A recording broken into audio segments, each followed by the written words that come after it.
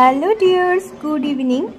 তো সেদিনকে আমি অফিস থেকে ফিরছিলাম, তো স্টেশন রোডে ভীষণ ভিড়ভাড় দেখে একটু বিরক্তিই হলো।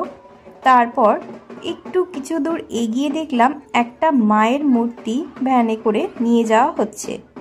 কিছুটা হতচকিত হয়ে মনে মনেই বেশ কিছুক্ষণ ভাবতে লাগলাম, এখন আবার কি পুজো রে বাবা।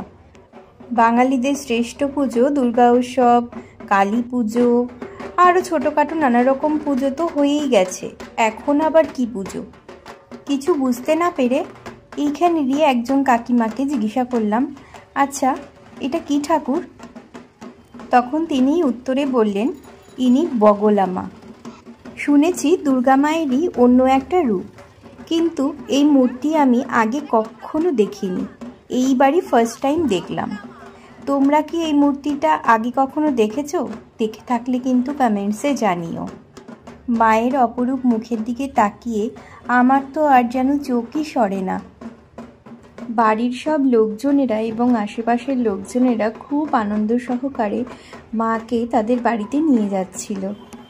আমিও তাদের আনন্দটা ভাগ করে নিয়ে তাদের সাথে পা মিলিয়ে কিছুটা দূর মায়ের সঙ্গে হেঁটে গেলাম।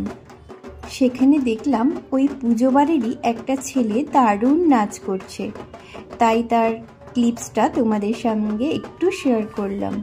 দেখো কি সুন্দর ডান্স করছে।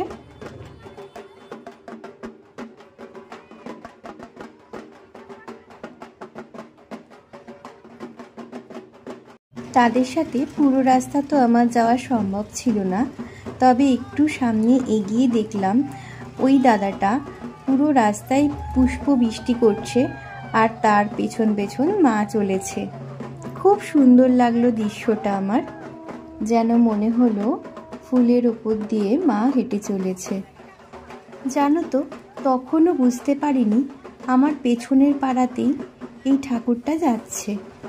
পেছনের পাড়াতে একটা প্যান্ডেল দেখেছিলাম বইকি, সেখানে পুজোর দিন ঢাকের আওয়াজও শুনতে পেরেছিলাম, কিন্তু এই মা যে সেই বাড়িতেই যাচ্ছে সেটাই বুঝতে পারিনি। সেটা বুঝেছিলাম এই মায়ের আসার ঠিক পরের দিন।